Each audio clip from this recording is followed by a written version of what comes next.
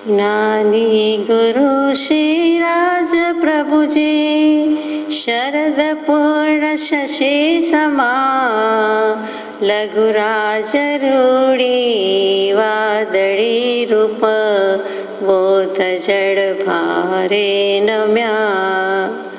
संसार सागर माम मोक्षो, छीप सममुख खोलता, ने मंत्र जड़ बिंदु ग्रही रचता, जीवन मुक्तालता। पुनीत गुरुवर्य ना पद, पंकजे मुझ शिरन में। पुनीत गुरुवर्य ना पद, पंकजे मुझ शिरन में। मतिशूत अवधि मनः केवल, तेह पद एकज खरे। आज्ञान पद परमार्थ छे जे, पामी जीव मुक्ति लहे।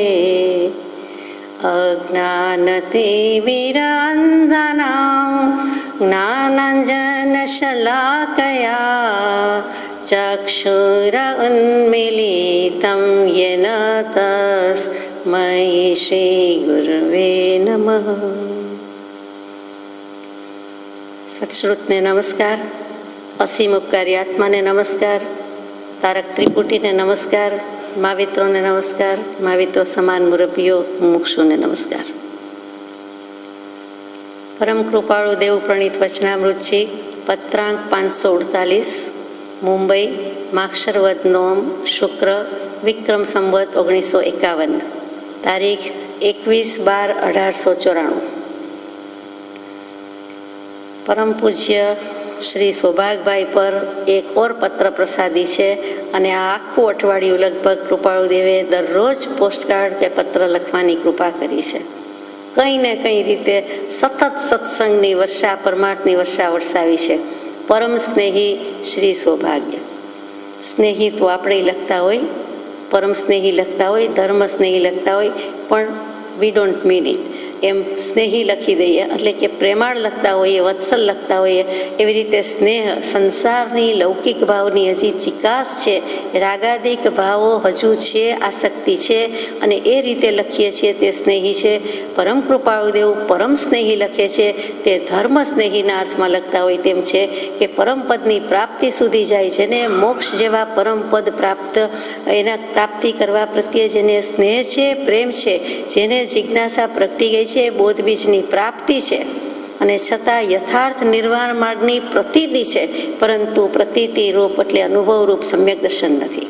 પેલું બીજ જ્ઞાન છે તો છે, પરંતુ જે સમ્યક દર્શન કે મોક્ષ માર્ગની પ્રતીતિ તો કે નિર્વાણ માર્ગની પ્રતીતિ છે, પરંતુ હજુ પોતાને અનુભવ નથી થયો એવું કંઈક સમજાય છે. તે પરમ સ્નેહી કે પરમ ધર્મ સ્નેહી કે પરમ સ્નેહી કે પરમ એટલે છેવટનું છેલ્લું મોક્ષ, તે પદની પ્રાપ્તિ જરૂર કરવી છે. તે પદ પ્રાપ્તિ માટેનો જે પુરુષાર્થ પણ છે, તે પ્રત્યે સ્નેહ પણ છે, પણ માત્ર મોક્ષ અભિલાષ થવું જોઈએ, તે થયું નથી. એવા પરમ સ્નેહી શ્રી સૌભાગ્ય. સૌભાગભાઈની દશામાં શું આવે કે તેમને પરમ કૃપાળુ દેવ પ્રત્યે પરમ પ્રેમ સમાધિ વર્તે છે. શ્રી સૌભાગ્ય પ્રેમ સમાધિ વિશે વર્તે છે, એટલે કે સૌભાગભાઈને કૃપાળુદેવ પ્રત્યે એટલો પ્રેમ છે, એટલું વાત્સલ્ય છે, એટલી પ્રતીતિ છે, પરંતુ હજુ કચાશ કે કંઈક અધુરાશ કે ખૂટે છે, તે ચોક્કસ. તમારા 3 પત્રો પહોંચ્યા છે. એક પત્રમાં 2 પ્રશ્ન લખ્યા હતા, જેમાંના એકનું સમાધાન નીચે લખ્યું છે. 3 પત્રની પહોંચ આપી દીધી. એક પત્રમાં 2 પ્રશ્ન લખ્યા છે, એમાંના એકનું સમાધાન કૃપાળુદેવ કરે છે. જ્ઞાની પુરુષનો સત્સંગ થયે, નિશ્ચય થયે અને તેના માર્ગને આરાધ્યે જીવને દર્શન મોહનીય કર્મ ઉપશમે છે, ક્ષય થાય છે, કે અનુક્રમે સર્વજ્ઞાનની પ્રાપ્તિ થઈ કૃતકૃત્ય થાય છે. એ વાત પ્રગટ સત્ય છે.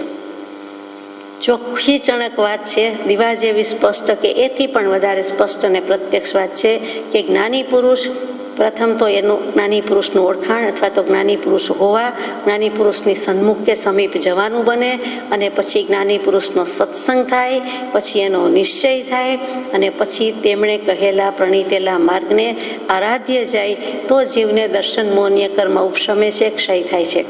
આવા જ્ઞાન પંચમીના લાભ પંચમીના પવિત્ર દિવસે ધર્મનો લાભ, સમ્યક દર્શનનો લાભ, મોટામાં મોટો લાભ 3 કાળમાં અને 3 લોકમાં થઈ જાય તેવો આ પત્ર, જેમાં કૃપાળુદેવનું સ્વાભાવિક રીતે ક્રમમાં જે યોગબળ વર્તે છે તે પ્રમાણે આજે આપણને આ શિખામણ છે કે શું કરવું જોઈએ તો સમ્યક દર્શન થાય, કે આત્માનુભવ થાય, કે કૃતકૃત્યતા થાય. તો જવાબ આવી ગયો કે જ્ઞાની પુરુષનો નિશ્ચય થયે, પહેલું તો સત્સંગ થયે, સત્સંગથી ઓળખાણ થાય છે તો જ્ઞાની પુરુષનો સત્સંગ યાને કે અહો સત્પુરુષના વચનામૃત, પછી મુદ્રા અને પછી સત્સમાગમ. તો ત્રણેય જાણે ક્રમથી હોય તેવી રીતે થાય છે કે અહો સત્પુરુષના વચનામૃતથી જ્ઞાની પુરુષનો સત્સંગ થયો, પછી મુદ્રા એટલે કે ચેષ્ટા વગેરે ઉપયોગ, એના ઉપર આપણો લક્ષ ગયો તો એ નિશ્ચય થાય છે. નિશ્ચય કરવામાં અત્યંત મજબૂત કોઈ કારણ હોય તો તે કારણ છે કે જ્ઞાની પુરુષનો ઉપયોગ, જ્ઞાની પુરુષની અસંગતા, જ્ઞાનીની નિર્વિકલ્પતા, જ્ઞાનીની અપ્રતિબદ્ધતા, એટલે કે એનો જે ઉપયોગ અસંગ અને નિર્વિકલ્પ છે તેમાં જો આપણું અનુસંધાન થાય તો ત્યાં નિશ્ચય થાય કે લાગે છે તો જરૂર જ્ઞાની પેલી વચનથી પરીક્ષા થાય છે. જ્ઞાની અજ્ઞાનીની વાણી ઘણી જુદી પડે છે, અને એ પરીક્ષક વૃત્તિ નહીં હોવાથી અત્યારે મોટાભાગના જીવોને ઓળખાણ પડતું નથી. આપણે એમાં આવી ગયા. તો જ્ઞાની પુરુષનો સત્સંગ થયે, પછી સત્સંગમાં જ સદગુરુત્વ કે સત્પુરુષત્વ અને સતદેવત્વ અને સત્ધર્મત્વ રહ્યું છે. તેમાં જ ખબર પડી જાય કે આ સત્સંગથી નિશ્ચય થઈ જાય છે કયો તો કે સાચા દેવગુરુ ધર્મનું ઓળખાણ થશે, અને મને મારા આત્માની શુદ્ધાત્માની પ્રતીતિ પણ થશે. એટલે ત્યાં સત્સંગ થયે અને નિશ્ચય થઈ આવ્યું. એટલે કે જેવો સત્સંગ તેવો એ નિશ્ચયમાં પરિણમવું જોઈએ. સત્સંગ ફળવાન બળવાન કેમ થતો નથી? જ્ઞાની પુરુષનો બળવાન સત્સંગ હોય અને આપણને ફળવાન કેમ ન થાય? તો એમાં પણ મૂક્યું છે કે જીવ સંગના યોગે જ સહજ સ્વરૂપ ભૂલ્યો છે. સત્સંગ નિરપક્ષ થઈને કરતો નથી. કૃપાળુદેવ સૌભાગભાઈના એક પત્ર વ્યવહારમાં એવું પણ જવાબ છે કે જીવને સત્સંગનું પરિણામ કેમ આવતું નથી? તો સૌભાગભાઈએ જવાબ આપ્યો છે અને કૃપાળુદેવે હા કહી છે, સંમતિ પૂરી છે કે જીવ નિરપક્ષ થઈને સત્સંગ કરે તો સત જણાય. નિરપક્ષ શું? તો કે પોતાની માન્યતા, અભિમાન બધું જ ઓસિરાવી દે કે હું કંઈ જ નથી, હું કંઈ જાણતો નથી, અને પછી સત્સંગ કરે તો કોરી પાટીમાં એકડો લખાય, કોરા ચેકમાં લખાણ થાય, બાકી તો બધું ગડબડી છે, ચિત્ર વિચિત્ર પરિણામ આવે છે. એટલે એવો કોરો ચોખ્ખો ખાલી થયો નથી, એ પણ એક મોટી વાત છે. અને બીજા પક્ષાપક્ષી તો આપણે જાણીએ છીએ કે ઇતર દર્શન, ઇતર મત, અભિપ્રાય, ગચમત, સંઘ, ધીસ, ધેટ, આ તે પેલુંમાં તો ઘણો બધો અનંતકાળ ગયો, આ ભાવમાં પણ ઘણો કાળ ગાળ્યો છે. તો એ બધું ખસેડી નાખીએ છીએ, હડસેલી નાખીએ છીએ, એને ધક્કો મારીને કાઢી મૂકીએ શકીએ છીએ. પરંતુ પછી જે પોતાની માન્યતા છે કે મત છે એ લગભગ આવીને ખડો થાય છે કે હું આમ માનું છું, મને આમ લાગે છે. એ લગભગ મુકાતું નથી. અને પરીક્ષક વૃત્તિ હોવા માટે કેટલુંક આપણી પાસે હોવું પણ જોઈએ કે તો જ આપણે મૂલવી શકીએ છીએ. પરંતુ પછી જો સત્સંગથી પ્રતીતિ આવે તો મૂકી દેવા જેવું છે કે હવે બીજા સાધન બહુ કર્યા કરી કલ્પના આપ. પછી આવે છે ને એમાં કે નિશ્ચય એથી આવ્યો ટળશે અહીં ઉતાપ, નિત્ય કર્યો સત્સંગ મેં એક લક્ષ્યથી આપ. એ જે કૃપાળુદેવના જ વચન છે, કૃપાળુદેવ ઉપર આપણે લાગુ પાડીએ છીએ કે પ્રભુ આપણું લખી દીધું તો ખબર પડી ગઈ કે આટલા લક્ષણ હોય તો જ્ઞાની પુરુષ કહેવાય, સત્પુરુષ કહેવાય. ગમે તે સત્પુરુષ નથી, ગમે તે જ્ઞાની નથી, ગલીએ ગલીએ ગુરુ નથી, ગામે ગામ ગુરુ નથી. તો જ્ઞાની પુરુષનો સત્સંગ થયે, પછી નિશ્ચય થયે. અને નિશ્ચય કોનો થાય? તો કે આ જ્ઞાની પુરુષ છે, આ જ્ઞાની પરમાત્મા છે, જ્ઞાની અને પરમાત્મામાં કોઈ ભેદ નથી, અને મારું કલ્યાણ કે મોક્ષ થશે તો આમનાથી જ થશે. કૃપાળુદેવે જાતે લખ્યું છે શ્રી કલમે શ્રી મુખે કે અમ થકી આ કાળમાં કોઈ જીવોનું કલ્યાણ થવું સૃજિત હશે તો અમ થકી, પછી એની નીચે અંડરલાઈન, કોમા અને બીજેથી નહીં. એ બહુ વિચારવા જેવું છે. તો કૃપાળુદેવે સ્પષ્ટ કહી દીધું છે. આપણને એમના વચનામૃતનું ખાનપાન રસાસ્વાદ કરતા એમ લાગે, આપણી ઓળખાણ, આપણી શક્તિ પ્રમાણે ભક્તિ થાય તો લાગે કે છે તો આ જ પુરુષ, એમાં મિનમેક નથી. એનો સત્સંગ થયે, પછી એનો નિશ્ચય થયે. નિશ્ચય થઈ જવો જોઈએ. નિતાંતયા ચિનોતી ઇતિ નિશ્ચય, કે નિતાંત સમય માટે, શાશ્વત સમય માટે, સનાતન કાળ માટે આ જ પુરુષ અને આ જ મને શ્રદ્ધા. જો પેલો તો બાહ્ય ત્યાગ છે, બહુ કર્યો છે, 7 અભક્ષ 7 વ્યસનનો ત્યાગ, સ્થૂળ ત્યાગ, બાહ્ય ત્યાગ, પણ હવે નિશ્ચય થઈ ગયો. સૌભાગભાઈને 100% 24 કેરેટના સોના જેટલો નિશ્ચય હજુ આ પત્ર લખાય છે ત્યાં સુધી નથી. આટલી બધી પ્રતીતિ હોવા છતાં, આટલા વિશેષણોથી નવાજતા હોવા છતાં જે જોઈએ તે કૃપાળુદેવ કહે છે કે નથી, એ અધૂરો છે. અને જીવનો સૌથી મોટો અંતરાય હોય તો કલ્યાણનો અનિશ્ચય છે, અને બીજું તો કે જ્ઞાની પુરુષ પ્રત્યેનો અધૂરો નિશ્ચય છે. એક વખત નિશ્ચય શબ્દ લખે, આગળ અધૂરો લખે. આ કૃપાળુદેવની શૈલી કે એને નિશ્ચય થયો છે, બધેથી છૂટી જાય છે તો પણ હજી અધૂરાશ છે. 360 ડિગ્રીએ વર્તુળ કહેવાતું હોય તો 360 ડિગ્રીની બદલે 358, 59 નહીં જેવું હોય તો આપણે જ કહી દઈએ કે બિલકુલ ગોળ નથી. માપો તો ખબર પડે, સેજ લંબગોળ છે, સેજ આમ થઈ જાય છે, આ બાજુ સેજ વધારે છે, આ બાજુ સેજ ઓછું છે, જોતા જ ખબર પડી જાય છે. કેમ કે વર્તુળ ગોળ કેવું હોય એનું આપણને સ્પષ્ટ કોન્સેપ્ટ ક્લિયર કટ છે. એટલે આપણે કહી શકીએ છીએ કે ગોળાશ નથી, બરોબર નથી. વળી બંગડી વલયની જે ગોળાશ હોય, થાળીની ગોળાશ હોય, એટલે કે ગોળાકારતા હોય, અને જે રોટલા રોટલીની ગોળાકારતા હોય, અને ચાંદલા વગેરેની ગોળાકારતા હોય, તો બધી ગોળાકારતામાં નહીં જેવો ફરક છે. અમુક રીતે ચપટું લાગે, અમુક રીતે જુદું ગોળ લાગે. થાળી જે ગોળાકારે છે 360 ડિગ્રી ભલે હોય, પરંતુ એની સાથે વલય બંગડી સ્વીકારે, સરખાવે, ભલે ગોળ હોય છતાં ફરક જ્ઞાની પુરુષોએ જોયો છે, જાણ્યો છે ને કયો છે.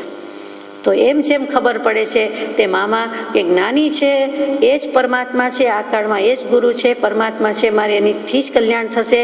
તો પણ સૌભાગભાઈ જ્યાં સુધી કહેતા નથી કે નદીની શાખેને, ઢળતા સૂરજની શાખે ને સંધ્યાકાળે કે આ સૌભાગને હવેથી તમારા સિવાય બીજું કોઈ શરણ ન, કે હવે બીજું કોઈ શરણ નથી, તો ત્યાં સુધી જે સોબત સંગ ક્યાં સુધી લઈ જાય છે કે વેદાંતી એવા ડુંગરસિંહભાઈ ગોસળિયા એની સાથેની ઉઠબેસ, અને એ અથવા તો એ રીતે છાપામાં, મેગેઝિનમાં બધા આવતા હોય તે વખતે આશ્રમ, મંદિર, કેન્દ્ર જુદા જુદા નહોતા, તો તેમાંથી કોઈકની ચમત્કારી ઓલિયાની વાત આવે, કોઈ સંતની વાત આવે, કોઈ સત્પુરુષની વાત આવે, જેને જ્ઞાની પુરુષો, જ્ઞાની સંત સત્પુરુષ કહેતાય નથી, પણ એવી ચમત્કારિક વાતમાં પડી જવાનું બન્યા કરતું હતું.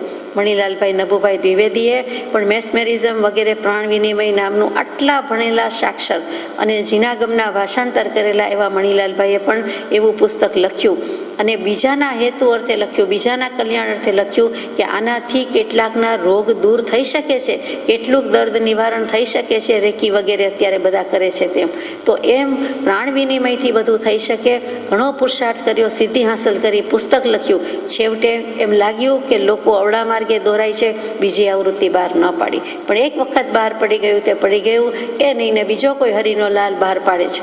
એટલે કે જે કલ્યાણની ભાવનાથી કરાયેલું પરંતુ અકલ્યાણ થાય, જ્યોતિષ વગેરે શાસ્ત્રોમાં થાય તેમ એવું બધું બની જતું હોય છે. તો સૌભાગભાઈને એવી કોઈક વાતચીતથી, ન્યૂઝપેપર, વર્તમાન પત્રો અને એમાં પ્રગટતા સમાચારથી એમ થાય કે હે કૃપાળુદેવ, રાજચંદ્ર ભગવાન સર્વજ્ઞ એવું બધું લખે, એમને શુભાશીષ આપે, પત્ર વ્યવહાર વાંચીએ તો, અને પત્ર લેખનમાં પાછા એટલા વિશેષણ પછી લખે કે હવે આ પત્ર લખાયા પહેલાના પત્રમાં છે કે કંઈક ભભૂત લાવો તો સારું, ભગત ભૂખે મરે, જગત મોજ કરે અને હાંસી માણે, અને આપ કંઈ કરતા નથી. કંઈક ભભૂત લાવો તો સારું, કંઈક ચમત્કાર બતાવો તો સારું, જેથી પછી અમારે ક્યાં જોવા આવવું છે. આ ભવમાં આટલા વર્ષ તો થઈ ગયા, આટલા દાયકા નીકળી ગયા, અને આ એક વખત કહીએ છીએ પછી અમારે ક્યાં જોવા આવવું છે, પછી અમે ક્યાં જોવા આવવાના છીએ, એક વખત બતાડો, આપનો કોઈક ચમત્કાર, દર્શન, લબ્ધિ, સિદ્ધિ બતાવો. એ છેલ્લા પત્રનો આ જવાબ છે. તો સત્સંગ થયે, નિશ્ચય થયે અને તેના માર્ગને આરાધીએ. નિશ્ચય થાય, જેને મુમુક્ષુને સત્પુરુષનો નિશ્ચય થાય, પહેલા સત્સંગ થાય, પછી નિશ્ચય થાય, એટલે કે સત્પુરુષના વચનામૃત મુદ્રા સત્સમાગમ થાય, તો એની આજ્ઞામાં એ રહે જ, એના માર્ગને આરાધીએ. એટલે એનો માર્ગ બીજો નથી. એક હોય 3 કાળમાં પરમાર્થનો પંથ, તો જ્ઞાનીનો માર્ગ, મોક્ષનો માર્ગ બંને બિલકુલ એક જ છે. તો એને આરાધે, આરાધે ને આરાધે, એની આજ્ઞામાં રીએ ને રીએ.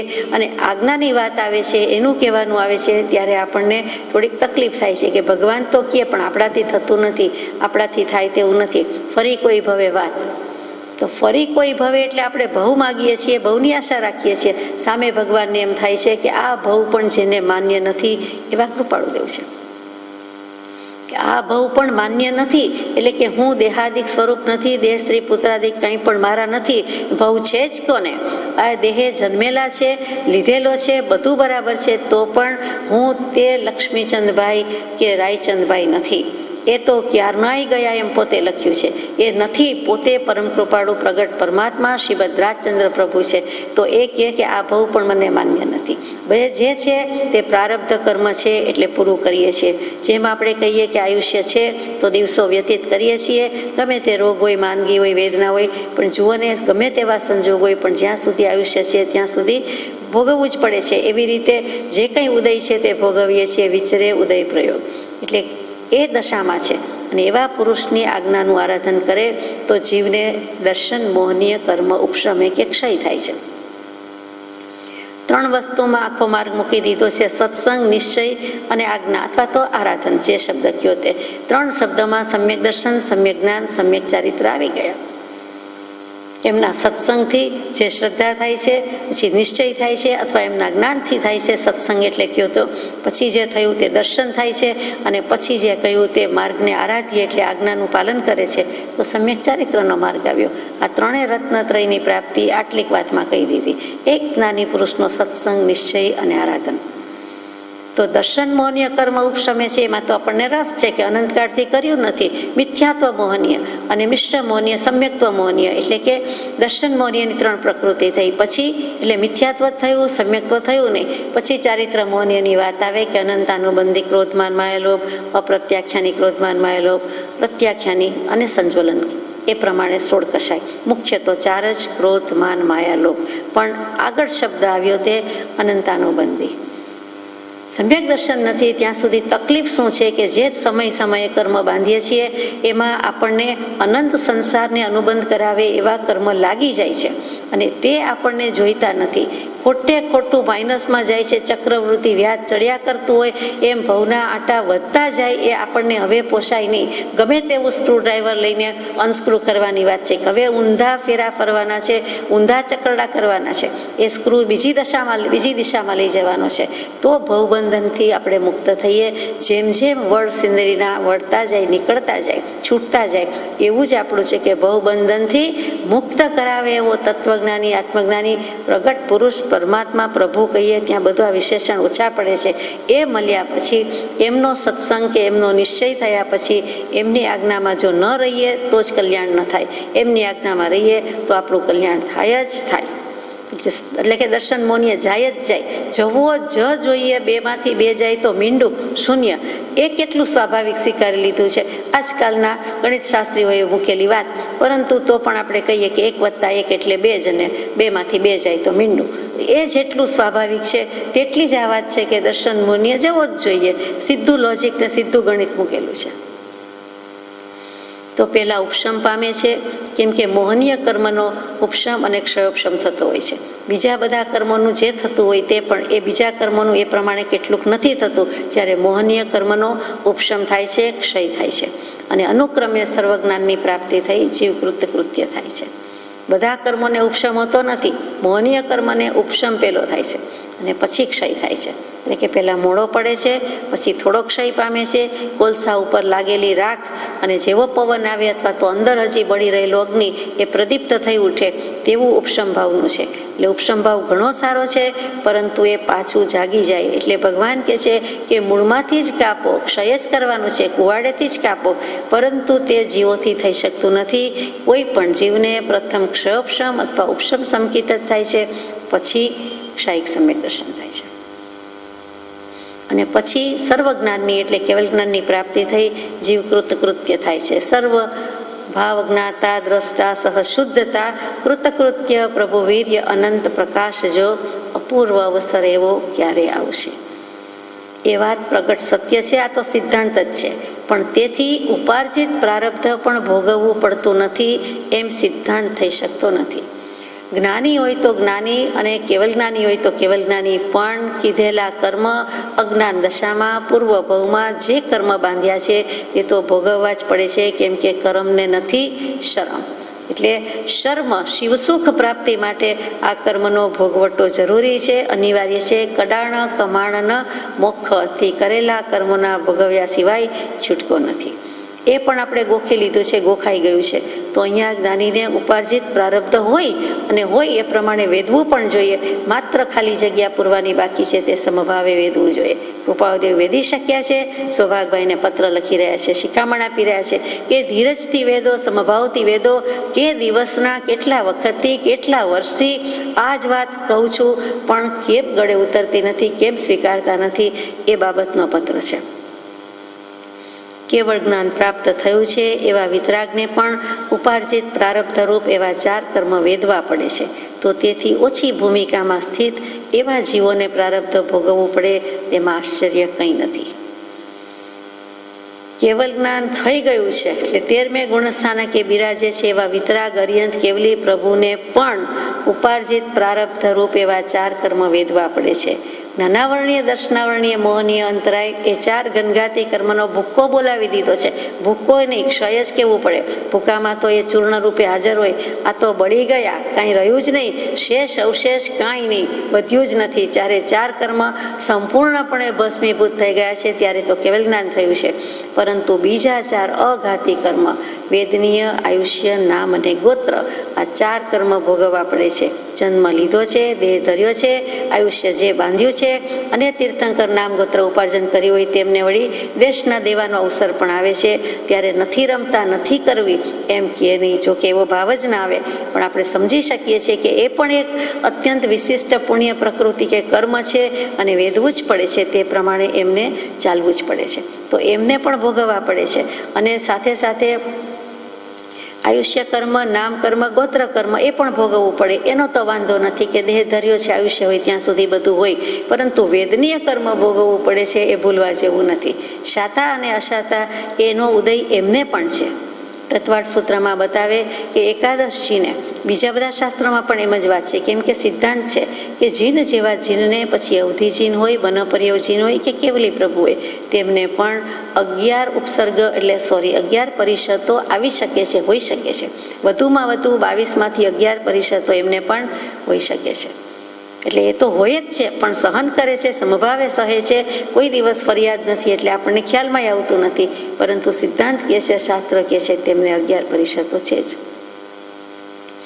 અને પૂર્વ ઉપાર્જિત જે તીર્થંકર દેવના ઘણા બધા કર્મ બાકી હોય તો એને એ પ્રમાણે ભોગવવા પડે, એ પ્રમાણે કોઈ ઉપસર્ગ કરવા આવે, એ પ્રમાણે પરિષદ સહવા પડે. પણ એ તો બધાને સહેવાની રીત તો એક જ છે કે સમભાવ, આત્મ સ્વભાવ, અને જ્યાં નિજ અખંડ વર્તે છે, નિજ સ્વભાવનું અખંડ જ્ઞાન વર્તે છે, ત્યાં કર્મો સુવિસાતમાં છે. ભલે ને આવે જાય, ભલે ને આવતા હોય, જે એને કોઈ નજરમાં જ નથી, કોઈ દૃષ્ટિમાં જ નથી, એ લક્ષમાં લેતા જ નથી. કેમ કે કેવલ જ્ઞાન છે એટલે બધું જ થઈ ગયું છે. માત્ર આ પ્રમાણે છે તો કે વેદનીય ભોગવવા પડે. તો અહીંયા કૃપાળુદેવે સીધી કેવલ જ્ઞાનીની જ તુલના કરી છે, બીજા કોઈ જ્ઞાનીની નથી કરી. પોતાને જે ભાવ છે, જે દશા છે, થવું છે, પ્રગટું છે, તો કેવલ જ્ઞાનીથી જ લીધું છે. ઉપાડ સીધો 100%થી જ લીધું છે. પૂર્ણ જ્ઞાનીની જ વાત લીધી કે કેવલ જ્ઞાનીને પણ પ્રારબ્ધ વેદવું પડે, તો અમને વેદવું પડે કે બધાને વેદવું પડે એમાં આશ્ચર્ય નથી. જેમ તે સર્વજ્ઞ એવા વિતરાગને ઘનઘાતી 4 કર્મ નાશ પામવાથી વેદવા પડતા નથી અને ફરી તે કર્મ ઉત્પન્ન થવાના કારણની તે સર્વજ્ઞ વિતરાગને સ્થિતિ નથી, તેમ જ્ઞાનીનો નિશ્ચય થયે અજ્ઞાન ભાવથી જીવને ઉદાસીનતા થાય છે અને તે ઉદાસીનતાને લીધે ભવિષ્યકાળમાં તે પ્રકારનું કર્મ ઉપાર્જવાનું મુખ્ય કારણ તે જીવને થતું નથી. હવે એક વખત વિતરાગ ભગવાનને મોહનીયનો ક્ષય થયો, કેવલ જ્ઞાન પ્રગટી ગયું, 4 ઘાતી કર્મ ગયા, એટલા માટે ફરી ઉગતા નથી, ફરી ઉપજતા નથી, એટલે ફરી વેદવા પડતા નથી. એ બીજનો જ નાશ થઈ ગયો છે, મૂળિયું જ નથી જ્યાં. એટલે હવે ક્યાંથી કાંઈ ઉગે? એટલે કે અજ્ઞાનના મૂળિયા હતા એ સંપૂર્ણપણે ગયા છે. એને તો આપણે કેવલ જ્ઞાન કહીએ છીએ. તો હવે ફરી તે કર્મ ઉત્પન્ન થવાની વિતરાગ પ્રભુને સ્થિતિ નથી. તેવી જ રીતે જ્ઞાની પુરુષનો, પરમ કૃપાળુદેવનો આપણને નિશ્ચય થઈ જાય તો અજ્ઞાન ભાવથી જીવને ઉદાસીનતા થાય છે. કે અરે એ તો જ્ઞાની છે, એનો નિશ્ચય થઈ ગયો, પરંતુ એ નિશ્ચય થતાં એમ થાય કે હું અજ્ઞાની, હું પામર, અને મારે તે જ્ઞાનીના શરણે જ્ઞાન લેવાનું છે, કલ્યાણ કરવાનું છે. એટલે કે અજ્ઞાન છૂટું પાડી દેવાનું છે. જ્ઞાન તો પોતાની પાસે જે કંઈ છે તે છે, પણ આત્મજ્ઞાન અને કેવલ જ્ઞાન નથી. એટલે કે જે જ્ઞાન છે તે સમ્યક દર્શન થતાં અજ્ઞાન છૂટું પડી જાય છે. એટલે જ્ઞાન તો પોતાની પાસે જ છે. તે જ્ઞાનને સમ્યક જ્ઞાન કહેવામાં આવે છે. ત્યારે બહારથી લેવા જવાનું નથી, પોતાની પાસે છે જ. તો અજ્ઞાન ભાવ આવતા જ્ઞાની પુરુષનો નિશ્ચય થતા અજ્ઞાન ભાવ આવ્યો, એટલે જીવને ઉદાસીનતા આવી, અને ઉદાસીનતાને લીધે ભવિષ્યમાં તેવું કર્મ નવું બાંધતા નથી કે ઉપાર્જન કરતા નથી. કવચિત પૂર્વકર્મ અનુસાર પૂર્વાનુસાર કોઈ જીવને વિપર્યાય ઉદય હોય તો પણ તે ઉદય અનુક્રમે ઉપશમી ક્ષય થઈ જીવ જ્ઞાનીના માર્ગને ફરી પામે છે. માનો કે વિપર્યાય ઉદય છે, વિરોધાભાસી ઊંધો વિપરીત ઉદય આવ્યો, મિથ્યાત્વનો ઉદય આવ્યો, તો સમ્યક દર્શન થયા પછી પણ મિથ્યાત્વનો ઉદય આવ્યો, અથવા તો જ્ઞાની પુરુષનો નિશ્ચય થયે જે શ્રદ્ધા સમ્યક દર્શન કહેવામાં આવે છે તે થયું, પરંતુ હજી મિથ્યાત્વના 3 પુંજ થયા છે, એમાંથી એક પુંજ ઉદયમાં આવી જાય તો તે વખતે જીવને શું થાય છે કે ઉદય અનુક્રમે ઉપશમી ક્ષય થઈ જીવ જ્ઞાનીના માર્ગને ફરી પામે છે, અને અર્ધપૂતગલ પરાવર્તનમાં અવશ્ય સંસાર મુક્ત થાય છે. 1, 2, 3, 15 ભવની વાત ભૂલી જવાની રહી, પરંતુ આવું કંઈક થાય કે મિથ્યાત્વ દશા છે અને એમાં જ રહી જાય. જે બળ કરીને હરાવી દેવાનું હતું ત્યાં બળ પાછું પડ્યું, ઓછું પડ્યું, અને હરાવી ન શક્યો, બધી પ્રકૃતિને હરાવી ન શક્યો, મિથ્યાત્વ હાંકી કાઢી શક્યો નહીં, તો તે પાછો પોતાના ઘર ભેગો થઈ ગયો. જ્યાં હતો ત્યાં આવીને ઠેરના ઠેર આવીને ઊભો રહ્યો, ભલે હોય, પરંતુ તો પણ અર્ધપૂતગલ પરાવર્તનમાં તો એનો મોક્ષ થશે જ. એક વખત સમ્યક દર્શન થાય ને વમી જાય તો પણ અર્ધપૂતગલ પરાવર્તન, અને જ્ઞાનીના નિશ્ચય અને સ્વભાવ સન્મુખ થવું હોય અને પાછો વળી જાય. સૈદ્ધાંતિક ભાષામાં સ્વભાવ સન્મુખ થવું અને જતા રહે. જેમ કરવું હોય, તૂટું હોય ને કોઈ વાર તૂટી જાય ને કોઈ વાર સંધાઈ જાય એમ કહીએ છીએ, તો પણ તૂટેલું તો હતું એમ જેમ ખબર પડે છે, એમ મિથ્યાત્વના પુંજ હોય એમાંથી જે છેલ્લું ન કરી શક્યા તો પણ પાછો પડે છે. અને માનો કે સમ્યક દર્શનની સ્પર્શના થઈ ગઈ તો પણ વમી નાખે, ઓકી કાઢે, એ પણ વિપર્યાય ઉદય છે. એટલે કે પોતાને એક વખત સ્વાદ છે, ઉલટી કરી નાખે કોઈ તો પણ ખબર પડે છે કે શેની ઉલટી થઈ, અને મોઢામાં કોઈક વિચિત્ર સ્વાદ, ખાટો મીઠો જે કાંઈ કયો તે અણગમતો પણ રહે છે. એ રહે છે એનું ભાન છે. એવી જ રીતે જે જીવને સમ્યક દર્શન હોય અને પડી જાય આ ભવમાં કે કોઈ પૂર્વ ભવમાં, તો ત્યારની વાત છે કે એને એક વખત આત્માનો સ્વાદ ચાખ્યો હતો, એટલે સવડીએ આવે છે, ઠેકાણે આવે છે. પણ ઉઠતા બેસતા એને અર્ધપૂતગલ પરાવર્તન કાળ જેટલો સમય પણ થઈ જાય છે. કોઈ સબળ હોય તો તે જ ભવે બેઠો થઈ જાય. જેવા પડ્યા એવું વાગ્યું ન વાગ્યું, આડું કરી નહીં, જેવો ઉપાય સારવાર કરી તે જ ભવે બેઠો થઈને પણ મોક્ષે જઈ શકે છે. એટલે આત્માના સમ્યક દર્શનમાં કે બળમાં તો કેવાપણું છે જ નહીં. એનું તો એટલું બધું બળ છે, પરંતુ એ ફોરવી શકે કે નહીં, એ પોતે કામ લાગુ પાડી શકે નહીં, તો પછી ઉપાય નથી. આપણી પાસે ઘણી શક્તિ છે, પણ આપણે ક્યાં બધી વાપરીએ જ છીએ. અને કેવલ જ્ઞાની ભગવાન બધી જ વાપરે છે. એમના મગજના સેલ બરોબર ટુ ઇટ્સ ફુલેસ્ટ જેટલા સેલ છે એ બધા જ પૂર્ણ શક્તિમાન છે અને વાપરે છે. અને આપણે એનો કદાચ અંશનો અંશય નથી વાપરતા એમ કહીએ તો ચાલે. કેવા પૂરતો અંશ કેવો પડે એટલો ફરક છે. તો અહીંયા જ્ઞાનની શક્તિ તો એટલી છે, આત્માની શક્તિ એટલી છે. જ્ઞાનની એટલે આત્માની શક્તિ જ છે, અને તેના કારણે એટલો બધો પુરુષાર્થ ઉપાડી શકે છે. એટલે તે ભવે પણ બેઠો થઈ શકે, 1, 2, 3, 5, 15માં પણ બેઠો થઈ શકે, અને એમાં ન થાય તો અર્ધ પૂતગલ પરાવર્તનમાં એનું બુકિંગ તો થઈ ગયું, એ મોક્ષે તો જશે જ, વહેલો કે મોડો. પણ અર્ધ પૂતગલ પરાવર્તન કાળ એટલે શું? અનંત કાળ નથી એટલું જ, બાકી ઘણા ભવને ઘણા વર્ષો છે. પૂતગલ પરાવર્તન એટલે શું? તો કે બહુ જ ટૂંકમાં કહીએ, બાકી બહુ વિષય સમજવા જેવો છે કે જેટલા પૂતગલ છે તેટલા આખા જગતમાં, આપણી આજુબાજુ તો અનંત છે, તો આખા જગતમાં અનંત પૂતગલ છે. એકો એક જગ્યાએ દ્રવ્યથી, ક્ષેત્રથી, કાળથી, ભાવથી એક જગ્યા એવી નથી, એક તલભર કે રજભર જગ્યા એવી નથી કે જ્યાં આ જીવ કે કોઈ પણ જીવ જન્મ મરણ ન કર્યા હોય. એટલે કે અનંત જન્મ મરણ થયા છે. એટલી બધી જગ્યા હોવાથી એ બધી જગ્યામાં, અને જીવો પણ અનંત છે, તો કે બાજુમાં જન્મ્યા હોય. માનો કે સમજવા માટે દૃષ્ટાંત લઈએ કે એક બાંધણી ગામમાં હોય, બાંધણી તીર્થમાં હોય, રાજકોટ, મોરબી, મુંબઈ હોય, જ્યાં પણ હોય ત્યાં, તો કે અત્યારે આપણે બાંધણીની વાત લઈએ તો કે એમાં એક જગ્યાએ કોઈ વાર પૂર્વકાળમાં જન્મ્યા હશું, એક વખત નહીં, અનંતી વાર. તે એક જગ્યા મૂકો એટલે કે એક રજગણ જેટલી જગ્યા કરો, 1 સેન્ટીમીટર એની મિલીમીટર જેટલી જગ્યા કરો, ત્યાં પાછું 1 મિલીમીટર મૂકીને કે જે તરત જ બીજી જગ્યા, તો એવી જગ્યાએ પણ જન્મ્યા વળી બાજુમાં. એટલે ફિલામેન્ટ ટુ ફિલામેન્ટ જેમ કહીએ તેમ કોઈ જગ્યા બાકી નહીં. ગોળ સિક્કા પાથરીએ તો વચ્ચે કંઈક નાની જગ્યા બાકી રહી જાય, એમ નહીં. આ તો ચોરસ જ, એટલે કાંઈ વાંધો આવે નહીં, ચોરસ લંબચોરસ જે કયો તે. એટલે કે બધું જ છવાઈ જાય એવી રીતે આપણે એટલા જન્મ મરણ કર્યા હોય. તો આ આખું ગામ કેવડું, એવી રીતે મોટા શહેર કેવડા, એવી રીતે મોટા દેશ કેટલા, અને માત્ર 5 ખંડ થોડા છે. અનંતકાળમાં તો 14 રાજલોક, ત્રિભુવન બધું આવી ગયું, અને એના બધા ભૂતગલ પરાવર્તનને આપણે સ્પર્શ કરી આવ્યા, અને એ આપણને અડી નડી ગયા. એટલે કે એટલી બધી વાર જન્મ મરણ કર્યા છે. તો આ દ્રવ્યથી, ક્ષેત્રથી, એવી જ રીતે એક સમય જાય એટલે અનંતું, અને એવી રીતે અનંત પ્રકારના ભાવ જીવ કરે છે. એ પ્રમાણે બધા ભાવ કરી ચૂક્યા. એટલે જીવ જંતુ માત્ર આપણું સગું વાલું જ છે. કોઈ પણ જીવ જંતુ સગું વાલું છે, તો ક્યાં વાલ કરીએ ને ક્યાં વેર કરીએ.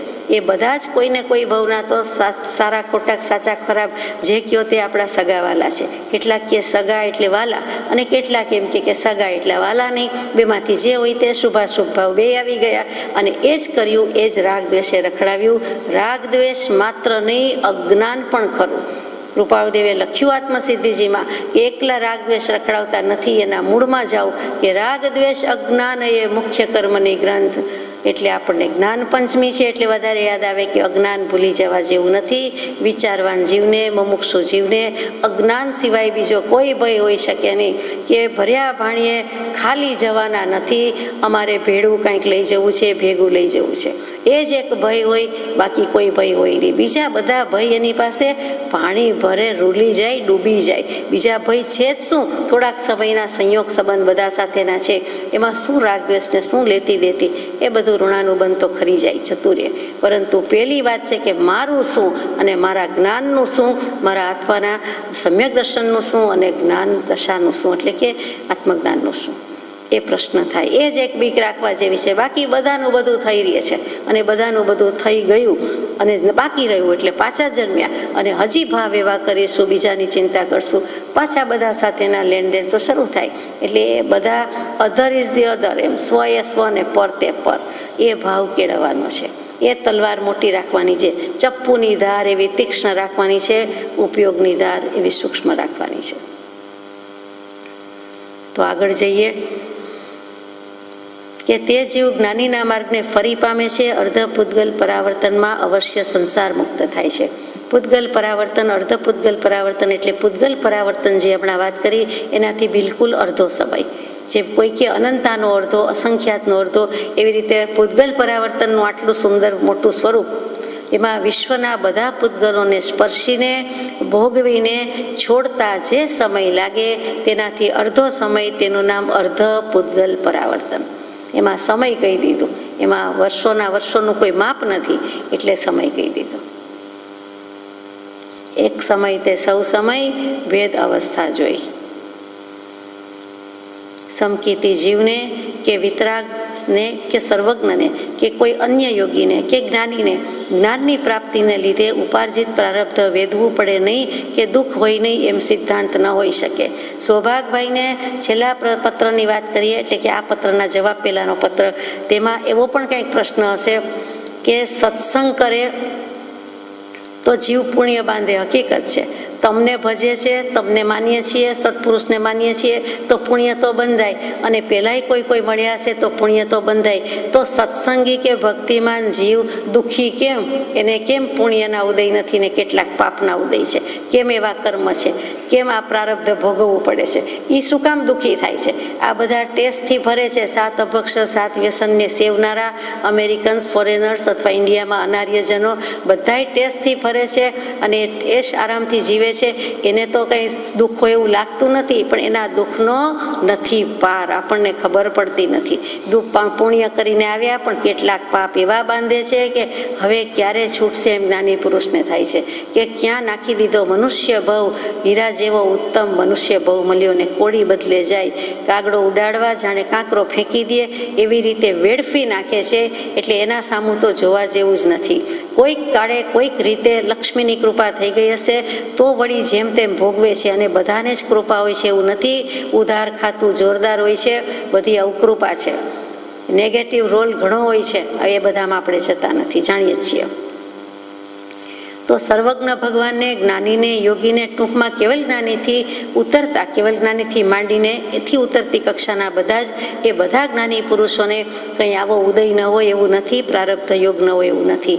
ટૂંકમાં સાબિત કરે છે કે અમને કે તમને તો પ્રારબ્ધ હોય, આપણને ન હોય તો કોને હોય? તો પછી અમને તમને માત્ર સત્સંગનો અલ્પ લાભ હોય, ત્યાં સંસારી સર્વ દુઃખ નિવૃત્ત થવા જોઈએ એમ માનીએ તો પછી કેવળ જ્ઞાન આદિ નિરર્થક થાય છે. જો આપણને દુઃખ હોવું ન જોઈએ એમ કહીએ તો પછી કેવલ જ્ઞાનાવરણીય જાય ક્યાં? કર્મ ક્યાં જાય? કેવલ જ્ઞાનાવરણીય ક્યાં જાય? બીજા અનંત પ્રકારના છે, એમાંથી મુખ્ય 8 જે છે એ બધા કર્મો જાય ક્યાં? કર્મોનું આવરણ તો છે જ, એટલે સવાલ નથી. આપણા પ્રારબ્ધ એવા છે, આપણે લઈ આવ્યા છીએ. સામાન્ય લેવલથી વાત કરે છે એટલે અમને તમને કહે છે. જેમ આપણે સ્વાભાવિક રીતે આપણે કહેતા હોઈએ છીએ તો સૌભાગભાઈને લખે છે એટલે તમને આમ છે, તમને તેમ છે એમ લખવાની બદલે અહીંયા અમને તમને લખ્યું કે એવી રીતે જે કંઈ સત્સંગ કે જ્ઞાન દશા હોય તો પણ જે આ ઉપાર્જિત પ્રારબ્ધ છે એ તો હોય જ, અને નિવૃત્ત જ થવા જોઈએ એમ જો માની લઈએ તો બીજા બધા કર્મબંધ, એના નિયમ, કર્મની વ્યવસ્થા, બંધ મોક્ષની વ્યવસ્થા એ બધી ક્યાં જાય? એ નિરર્થક ઠરે, મિથ્યા જ ઠરે. કેમ કે ઉપાર્જિત પ્રારબ્ધ અવેદ્યું નાશ પામે તો પછી સર્વ માર્ગ મિથ્યા જ ઠરે. અવેદ્યું કેવી રીતે થાય? બાંધ્યા હોય તો ભોગવવા જ પડે ને. ઉગાડ્યું છે તો એ ઉગવાનું જ છે, અને ઉગી ગયું છે, દેખાય છે, તો પછી એને તો આપણે માનવા જ પડે. જ્ઞાનીના સત્સંગે અજ્ઞાનીના પ્રસંગની રુચિ આળસે, સત્યાસત્ય વિવેક થાય, અનંતાનુબંધી ક્રોધાદિ ખપે. જ્ઞાનીના સત્સંગે અજ્ઞાનીના પ્રસંગની રુચિ આળસે અને સત્યાસત્ય વિવેક થાય, અને છેલ્લે રાગ દ્વેષ ક્ષય થાય, એ બનવા યોગ્ય છે. એટલે મૂળ મુદ્દો ક્યાં આવ્યો? જ્ઞાનીનો સત્સંગ, જ્ઞાનીનું ઓળખાણ. જ્ઞાનીનો સત્સંગ થતા અજ્ઞાનીના પ્રસંગની રુચિ આળશે. એટલે આપણને બીજા બધાનો સંગ પ્રસંગ ગમે નહીં, એ પરસંગ લાગે. પ્રસંગ બધા હોંશે ઉજવે, પણ એ પરનો સંગ છે, એમાં સ્વનો સંગ તો જરાય નથી. ને કૃપાળુદેવે તો બધા જ સંગનો ખાત્મો બોલાવ્યો છે, તો કે એકમાત્ર અસંગ, એટલે કોઈ સંગ નહીં, સંગનો અભાવ, તે દશા કરવાની છે. તો એવા સંસારી પ્રત્યેથી અને સંસાર પ્રત્યેથી એનું ચિત્ત પાછું હટે છે. કેમ કે એને જ્ઞાની મળ્યા, એનો સત્સંગ મળ્યો, એના વચન મળ્યા, એનું બોધ બળ કામ કરે છે, એનું યોગ બળ કામ કરે છે, અને પોતાની વૃત્તિ મોડી પડી ગઈ છે એટલે એમાં આળસ આવે છે. પ્રસંગની બધી બહુ જ આળસ આવે છે. સાચી વાત છે. સત્યાસત્ય વિવેક થાય છે, સતનો અને અસતનો વિવેક થઈ જાય છે. આ સાચું, આ ખોટું, આ સારું, આ ખરાબ, આ કરવા જેવું, ન કરવા જેવું. આ સાવ સાચી વાત છે કે બરાબર નિવૃત્તિ ક્ષેત્રમાં રહીને કલ્યાણ કરી લેવા જેવું છે, પરંતુ પાછું ઉપડે કે ના, પ્રવૃત્તિ યોગ તો જોઈએ, નિવૃત્તિ તો પચે નહીં ને જીરવાય નહીં, હજી તો વાર છે, હજી તો પછી કરીશું. એટલે સત્યાસત્ય વિવેક થતો નથી. જે ખરેખર વિવેક કરવાનો છે એ જળ ચેતનનો વિવેક છે, એ થઈ શકતો નથી. પેલા સામાન્ય વિવેક નથી થતો તો જળ ચેતનનો ક્યાંથી થાય? અને સામાન્ય થાય છે તો જળ ચેતનના વિવેક થવા સુધીનો જે પુરુષાર્થ ઉપડવો જોઈએ ત્યાં થતો નથી. આમાં તો એમ કે છે કે જ્ઞાનીનો સંગ થયો હોય તો થાય, પછી અનંતાનુબંધી ક્રોધાદી ખપે એટલે ક્ષીણપણું પામે છે. અનંતાનુબંધી ક્રોધાદી એટલે ચોકડી જાય છે, ચારે ચાર જાય છે. ક્રોધ, માન, માયા, લોભ એ ચાર અને મિથ્યાત્વ મોહની 3 પ્રકૃતિ એ 7નો ક્ષય ઉપશમ કે ક્ષયોપશમ થાય તો જ સમ્યક દર્શન થાય, બાકી થતું નથી. આ કર્મ ગ્રંથકારની ભાષા છે. સૈદ્ધાંતિક રીતે સ્વભાવનું ભાન થતા તૂટે કર્મની સંતતિ. એમાં સ્વભાવ વિભાવ જ છે કે એક વખત સ્વભાવનું ભાન થયું એટલે બધું પૂરું થઈ જાય છે. પરંતુ અહીંયા કર્મોમાં તો કે કર્મમાં આટલી પ્રકૃતિથી સમજાવ્યું છે. ગ્રંથિભેદની પ્રક્રિયા પણ આપણે વ્યાખ્યાનસાર વખતે સવિસ્તર લીધેલું હતું. તો એ ત્યારે સમ્યક દર્શન થાય છે. અને સમ્યક દર્શન વિના કોઈ પણ આત્માનો કોઈ પણ ગચમત સંગાળો હોય, કોઈ પણ આત્મા એટલે કોઈ પણ આત્મા, અને ક્યારેય એટલે ક્યારેય એનો મોક્ષ થતો નથી. એટલે પહેલા શ્રદ્ધા થતી હશે દેવગુરુ ધર્મની, પછી એને અનુભવ થતો હશે, પરંતુ ગમે તેમ હોય એને કહેતા ન આવડે, લખતા ન આવડે, સમજાવતા ન આવડે, એ પોતાની લાગણી, ભાવ, અનુભવ એક્સપ્રેસ ન કરી શકે એ માન્ય છે, એ બને. બીજાને ન કરાવી શકે એ બને, પરંતુ પોતે એમાંથી પસાર થાય, આત્માનો અનુભવ કરે, સુખ ચાખે તો જ મોક્ષના સુખમાં બિરાજમાન થઈ શકે. બાકી એનું કામ જ નથી, જઈ શકે જ નહીં. તો એ બધા અનુક્રમે સર્વ રાગ દ્વેષ ક્ષય થાય એટલે કેવલ જ્ઞાન થાય, અને એ બનવા યોગ્ય છે. અને જ્ઞાનીના નિશ્ચયે તે અલ્પકાળમાં અથવા સુગમપણે બને એ સિદ્ધાંત છે. એની મેળે કરે કોઈ હોય પ્રત્યેક બુદ્ધને, સ્વયં બુદ્ધને કોઈક નિમિત્તથી વિખરાતા વાદળ જોઈને બોધ પામી જાય, મેઘધનુષ્યના રંગ જોઈને બોધ પામી જાય, અથવા કોઈ અત્યંત દુઃખના નિમિત્તથી બોધ પામે, જાતિસ્મરણ જ્ઞાન થઈને પામે, એ બધાની વાત જુદી છે. પરંતુ પોતે જ્ઞાનીના નિશ્ચયે અલ્પકાળમાં અથવા સુગમપણે બને સિદ્ધાંત છે. અહીંયા સૌભાગભાઈ, કૃપાળુદેવ બંને વિદ્યમાન છે. અને કૃપાળુદેવને એમ થાય છે કે જ્ઞાનીની હાજરીમાં જ્ઞાનીનો નિશ્ચય અને એનાથી અલ્પકાળમાં થોડાક સમયમાં જ મોક્ષે જતા રહેશો. અને સુગમપણે અવલંબન શ્રી સદગુરુ સુગમ અને સુખખાણ, જીન પ્રવચન દુર્ગમ્યતા, થાકે અતિમતિમાન, પંડિતોના પાર નથી, તોટા નથી. એક એક શબ્દ ઉપર, ગાથા ઉપર એક વર્ષ ઓછામાં ઓછું સ્વાધ્યાય કરી શકે એવા પંડિતો હોય છે. પણ એ પંડિત છે, એ શાસ્ત્રીય ભાષામાં, અધ્યાત્મની ભાષામાં પંડિત કહેતા સમ્યક દૃષ્ટિ છે. પરંતુ આપણે જે અર્થમાં પંડિત કહીએ છીએ તે વિદ્વાન છે, એ સાક્ષર છે. અને સાક્ષરાનું ઊંધું ગુજરાતી શું થાય? રાક્ષસાહ ભવંતી. સાક્ષરાહ રાક્ષસાહ ભવંતી. સંસ્કૃતમાં સાક્ષર બહુવચન સાક્ષરાહ, અને પછી સાક્ષરામાંથી રાક્ષસાહ ભવંતી. એટલે કે શાસ્ત્ર શસ્ત્ર રૂપે પરિણમે છે. આગમ ગમ પડ્યા વિના અનર્થકારક થઈ પડે છે. ત્યાં આપણને જાતે વાંચી લઈએ કે જીન પ્રવચન, જીનાગમ બધા પચાવી જઈએ અથવા ભણવા બેસી જઈએ, એ ભણતર છે, પણ ગણતર બાકી રહી જાય છે. અને ભણતર ગણતર સહિતનું હોય, સમજ સમાવાપૂર્વકની હોય, તો એ આત્મ અનુભવ થાય જ, અને તો મોક્ષ પહોંચી જાય. એટલે આત્મકલ્યાણ કરીને ચાલ્યા જાય. પરંતુ ત્યાં વાંધો પડે છે. એટલે અહીંયા સદગુરુનું અવલંબન કૃપાળુદેવ પોતે છે સૌભાગભાઈને, તો કે સુગમપણે બને એ સિદ્ધાંત છે. તથાપિ જે દુઃખ અવશ્ય ભોગવ્ય નાશ પામે એવું ઉપાર્જિત છે તે તો ભોગવવું જ પડે, એમાં કંઈ સંશય થતો નથી. જે દુઃખ લઈને આવ્યા, કે દુઃખના ઝીણા ઝાડ ઉગ્યા હોય કે મોટા ડુંગરા થઈ ગયા હોય, એ તો આપણે પૂર્વે કરેલું છે. બીજો તો મારા માટે બાંધવા નહોતો ગયો, અને બીજો ત્રીજાનું બાંધી શકતું નથી, પેલો બીજાનું બાંધી શકતો નથી. દરેક વ્યક્તિ પોતે જ વાવી આવ્યો છે, બાંધી આવ્યો છે. તો ઉદય તો આવવાનો છે અને દુઃખ થવાનું છે, એમાં સંશય નથી. એ તો ભોગવવું જ પડવાનું છે. અહીંયા વેદવું શબ્દ નથી લખતા, જ્યાં શાસ્ત્રીય શબ્દ નથી ત્યાં ભોગવવું છે. વેદવું ન કહી શકાય, કેમ કે જ્ઞાની વેદતા નથી. જ્ઞાની તો માત્ર જાણે જ છે. જ્ઞાનીના જ્ઞાનમાં માત્ર જણાય છે, એ વેદતા નથી. એટલે અહીંયા વેદવું શબ્દ કૃપાળુદેવે લખ્યું જ નથી, ભોગવે છે. એ વિશે વધારે સમાધાનની ઈચ્છા હોય તો સમાગમે થઈ શકે. આ વિશે વધારે જાણવું હોય કે બાંધેલા ભોગવ્યા સિવાય છૂટકો નથી, તો એના સમાગમ માટે તૈયાર છીએ. સમાગમમાં એ સમજાશે. મારું અંતરનું અંગ એવું છે કે પરમાર્થ પ્રસંગથી કોઈ મુમુક્ષુ જીવને મારો પ્રસંગ થાય તો જરૂર તેને મારા પ્રત્યે પરમાર્થના હેતુની જ ઈચ્છા રહે તો જ તેનું શ્રેય થાય છે. પણ દ્રવ્યાદિ કારણની કંઈ પણ વાંચા રહે અથવા તેવા વ્યવસાયનું મને તેનાથી જણાવવું થાય તો પછી અનુક્રમે તે જીવ મલિન વાસનાને પામી મુમુક્ષુતાનો નાશ કરે એમ મને નિશ્ચય રહે છે. મારું અંતરનું અંગ એવું છે, કૃપાળુદેવ કહે છે, સમ્યક દૃષ્ટિના અંગ મૂક્યા છે તે જાણે દેખાતા હોય તેમ, કે એનામાં ઘણા ગુણ પ્રગટ્યા હોય અને ઓછામાં ઓછા દેખીતી રીતે દેખાય ગણાવાય તેવા 8 અંગ હોય, નિશંકિતતા, નિષ્કાંક્ષિકતા વગેરે વગેરે. તો કે મારું અંતરનું અંગ એવું છે, એટલે કે કાળજો ને કટકો કહીએ છીએ તેમ, કે કાળજાનો કટકો મારા અંતરનું અંગ, કે મારી વાત, મારી મુદ્દાની વાત, આત્મામાંથી કહેવાની વાત શું છે કે પરમાર્થ પ્રસંગથી કોઈને મારો પ્રસંગ થાય તો જરૂર તેને મારા પ્રત્યે પરમાર્થ જ પામવો હોય, પરમાર્થનું જ કારણ હોય. માત્ર આત્માર્થે જ કોઈ જીવ આવતો હોય કે નિશ્ચય કરવો હોય કે મોક્ષે જવું હોય એની જ વાત હોય, એમ કૃપાળુદેવ કહે છે. પણ દ્રવ્યાદિ કારણની વાંછા રાખે, સંપત્તિ, લક્ષ્મી, સંતતિ વગેરે હોય, અહીંયા તો દ્રવ્ય કહેતા સંપત્તિ જ છે, તો કે આદિમાં બધા આવી ગયા, કે કંઈક અપેક્ષા ને સ્વાર્થ ને સ્પૃહા ને ઈચ્છા ને ઝંખના સાથે આવે તો તેને અને તેના વ્યવસાયનું મને તેથી જણાવવું થાય કે હવે હું કયો બિઝનેસ કરું, આજે સોદો કરું કે નહીં, તો એમાં જ્ઞાની પુરુષ પડે નહીં. જ્ઞાની પુરુષ ગમે તેટલું કરો પણ એમાં હા ના કરવાના નથી જ, અને કરે જ નહીં. તો કહે છે કે મારા પ્રત્યે તમે એવું જણાવો, અથવા તો તમે મારા નામે થોડોક વેપાર કરો. પછી બધા શું કે તમારા પુણ્ય તપતા હશે, તમારા નામે શેર લઈએ, તમારા નામનું મકાન રાખીએ, તમારું નામ આપીએ વગેરે વગેરે. એમ કાંઈ કલ્યાણ બલ્યાણ થાય નહીં, અને આત્માની વાત તો આવે જ નહીં. તો પછી એને અમે શું કહીએ? કૃપાળુદેવ સમજાવે છે કે તો મલિન વાસનાને પામીને મુમુક્ષુતાનો નાશ થાય. આટલા અનંતકાળમાં મુમુક્ષુતા નથી પ્રગટી, એ પ્રગટી ગઈ, બીજ જ્ઞાનની પ્રાપ્તિ થઈ, અને હવે તીવ્ર મુમુક્ષુ થવાનું હોય એની બદલે જે પ્રાપ્ત કર્યું છે એ પણ તમે ઢોળી દો છો, અથવા તો ભાવ જતો કરો છો. તો આ અનંતકાળે જે મેળવ્યું છે એ જવા ન દેવાય, ઢોળી ન દેવાય.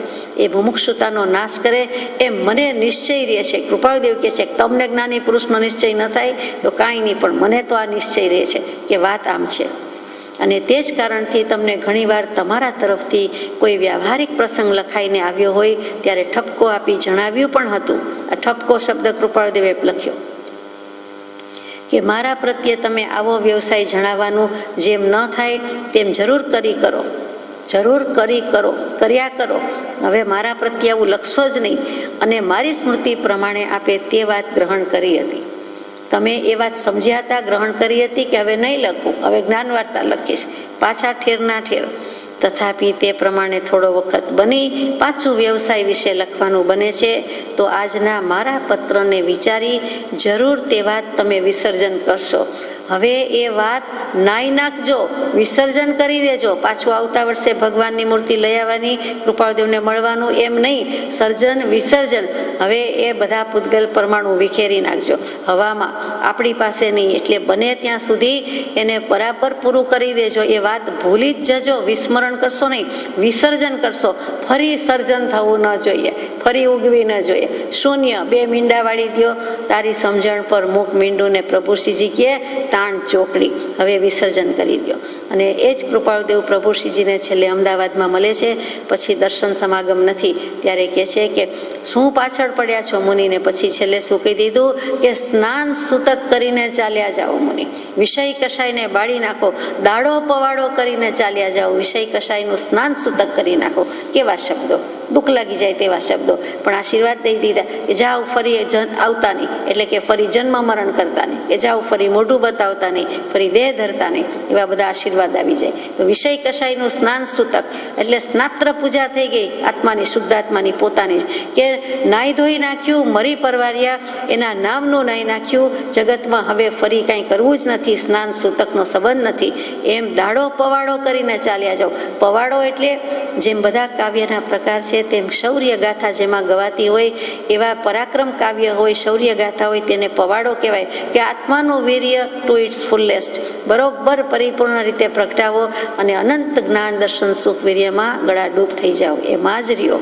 એટલે એવા આશીર્વાદ આપી દીધા. સમજાય તો બધું છે કે દાડો પવાડો કરીને ચાલ્યા જાઓ. એવો એક ધન્ય દિવસ આવી જાય એ દાડો. આપણે તો દેહ છૂટી જાય પછી મરણનું જમણ હોય તો એમ કે એનો દાડો છે આજે. તો એ દાડો શું? તો આ જ છે સ્નાન સૂતક શેનું? વિષય કશાયનું. અને પછી કહીએ કે ધન્ય રે દિવસ. તો એ દાડો પવાડો કરીને ચાલ્યા જાઓ. એવો જ ભાવ આમાં છે કે મુમુક્ષુતાય ચાલી જશે. ધમકી આપી દીધી, ઠપકો આપી દીધો કે જે છે એ જતું રહેશે. 100 રૂપિયા લેવા જતા હાથમાં પાવલી છે, ચારાની છે, રૂપિયો છે, એ જતું રહેશે. તો એમ નથી કરવાનું. અને નિત્ય તેવી વૃત્તિ રાખશો. 23 કલાક રાખીને 1 કલાક પત્ર લખતી વખતે મને એવો ભાવ થયો, બાકી તો હું સમજી ગયો, તો એમ ન ચાલે. પત્ર લખતી વખતે ભાવ આવ્યો ક્યાંથી? જે 23 કલાક કર્યું છે તેના ભાવ છે એમાં, માટે એવું લખાઈ જાય છે. તો અવશ્ય હિતકારી થશે અને મારી આંતરવૃત્તિને અવશ્ય ઉલ્લાસનું કારણ આપ્યું છે એમ મને થશે. મને અંતર ક્યારે ઉલ્લસશે કે હવે સૌભાગભાઈ બધું બરાબર કરે છે, માને છે, આજ્ઞાનું આરાધન કરે છે, હું તો રાજી થઈશ. સત્પુરુષને રાજી કરવામાં, તેની સર્વ ઈચ્છાને પ્રશંસવામાં જો સમય ગયો, જિંદગી ગઈ, તો વધુમાં વધુ 15 ભવે મોક્ષે જઈશ, અવશ્ય મોક્ષે જઈશ. તો એ કહે છે કે તો મને રાજીપો છે અને મને ઉલ્લાસ છે, મારો ઉલ્લાસ વધશે, મારો ઉત્સાહ, મારું પરાક્રમ, મારું વીર્ય વધશે. તો તમે મને પણ આનંદ, ખુશી, હર્ષનું કારણ આપ્યું છે એમ મને થશે. એટલે નહીતર શું સમજી જવાનું? જો એમ ન કરે તો આનંદની બદલે શું એ સમજી જવાનું? કૃપાળુદેવને તો આનંદ જ છે ને સુખ જ છે, એમને કાંઈ ગુમાવાનું નથી, એમનું કાંઈ ઓછું થઈ જવાનું નથી, એમના ખજાનામાંથી કાંઈ લૂંટાઈ જવાનું નથી. પરંતુ આવું લખે છે. અને સૌભાગભાઈ એવું જ લખે છે કે તમારે કાંઈ થોડુંક આપી દેશો તો કાંઈ ખજાનામાં વાંધો નહીં આવે કે કાંઈ ખોટ નહીં આવી જાય. બીજા કોઈ પણ સત્સંગ પ્રસંગમાં એમ કરે તો મારું ચિત્ત બહુ વિચારમાં પડી જાય છે કે ગભરાય છે. કૃપાળદેવ કહે છે કે સૌભાગભાઈ તમે આવું કરો છો તો દુઃખ લાગે છે, પરંતુ બીજા કોઈ આવું કરે છે તો પણ મારું ચિત્ત બહુ વિચારમાં પડી જાય છે કે ગભરાય છે. કે ગભરાય છે? કૃપાળુદેવને ગભરામણ થાય એટલે શું? કેટલું બધું મૂંઝવણ લાગે કે આ જીવો કેમ માનતા નથી, સમજતા નથી, પામતા નથી. એ કરુણા છે, એ કરુણાસભર ઈચ્છા, કરુણાસભર આજ્ઞા, એ બધાનો સરવાળો તે આ ગભરામણ છે. આ ગભરામણનું પોસ્ટમોર્ટમ કરીએ, વિશ્લેષણ કરીએ તો આ જ બધું મળે. અનુકંપા સંયુક્ત ઈચ્છા છે, એ કરુણાસભર દૃષ્ટિ છે. તો શું કામ? કેમ કે પરમાર્થનો નાશ કરનારી આ ભાવના આ જીવને ઉદયમાં આવી. તમે જ્યારે જ્યારે વ્યવસાય વિશે લખ્યું હશે ત્યારે મને ઘણું કરીને એમ જ થયું હશે. તથાપિ આપની વૃત્તિ વિશેષ ફેર હોવાને લીધે કંઈક ગભરાટ ચિત્તમાં ઓછો થયો હશે. પણ હાલ તરતના પ્રસંગ પરથી આપે પણ તે ગભરાટની લગભગના ગભરાટનું કારણ આપ્યું છે એમ ચિત્ત મારે છે. ગભરાટ તો થાય જ છે. અને તમે એમ કહો છો તમારા અને બીજા જીવમાં વૃત્તિમાં ફેર છે, તમારી વિશેષ ફેર હોવાને લાગે. તમારી વૃત્તિમાં વિશેષ ફેર છે, તમે સ્પેશિયલ છો, તમારી વૃત્તિ સ્પેશિયલ છે. તમને બીજા જીવો જેવું સાવ નથી. કોઈ પામે મુમુક્ષુ વાત એવું છે, માત્ર કહેવું પરમાર્થ હેતુથી રે એ અમારા પક્ષે છે. તમારા પક્ષે પણ બીજા મુમુક્ષુજનો કરતા તમે જુદા છો, ખાસ છો, સ્પેશિયલ છો. અને તમે આ રીતે જણાવો છો એટલે અમે જવાબ પણ આપીએ છીએ. એટલે મારો ગભરાટ કંઈક ઓછો થાય છે, થયો હશે. પણ હાલ તુરતના પ્રસંગ પરથી, છેલ્લા પત્રમાં ને હમણાંની વાત પરથી તો ગભરાટની લગભગના ગભરાટનું કારણ આપ્યું છે. એટલે ગભરાટ હોવા છતાં એની નજીકનો છે. જ્યારે આપણે કહીએ કે એના જેવું એટલે તરત ફેર પડી જાય. આમ જ છે અને પછી એમ કહીએ કે એના જેવું, આ ભાઈ છે એમ લાગે, પછી એમ કહીએ એના જેવા લાગે છે, અને પછી એમ કહીએ કે ના એ જ છે. એમાં ઘણો ફરક છે. એમ આ ગભરાટની વાત છે કે ગભરાટ જેવું લાગે છે કે ગભરાટની નજીકનું ગભરાટ થઈ ગયો છે. એટલે કે કૃપાળુદેવને ગભરાટ ન હોય એ સમજાવે છે. રવજીભાઈના કુટુંબને માટે જેમ વ્યવસાય મારે કરવો પડે છે તેમ તમારે માટે મારે કરવો હોય તો પણ મારા ચિત્તમાં અન્ય ભાવ આવે નહીં. અમારી સમદૃષ્ટિ એવી છે, અભિન્ન ભાવ એવો છે કે રવજીભાઈના કુટુંબ માટે કરું છું એવી રીતે તમારે માટે મારે કરી લઉં તો મને ચિત્તમાં અન્ય ભાવ ન આવે. એટલું બધું સામ્ય છે કે જેવું મારા આ ગણેલા માનેલા કુટુંબ માટે કરું એવું તમારું કરી દઉં. પરંતુ તમે દુઃખ સહન ન કરી શકો તથા વ્યવસાય મને જણાવો એ વાત કોઈ રીતે શ્રેયરૂપ લાગતી નથી. તમે દુઃખ સહન ન કરી શકો એટલે કે અશાતા છે એ સહન કરી શકો નહીં, અને પછી મને વ્યવસાય જણાવો તો એમાં કલ્યાણરૂપ છે નહીં. તમને એમ થાય કે પછી નિરાતે રહેવાય, એ નિરાત ખોટી છે. કર્મને વેદી લ્યો એ નિરાત સાચી છે. સમભાવે વેદી લ્યો પછી નિરાંત જ છે, નિવૃત્તિ જ છે, એ નિરાંતની વાત છે. રવજીભાઈને તેવી પરમાર્થ ઈચ્છા નથી. રવજીભાઈને તો પૈસા જ જોઈએ છે, લક્ષ્મી જ જોઈએ છે કે હવે આ દીકરો કમાઈને આ બધું પતાવે, દેવું પતાવે.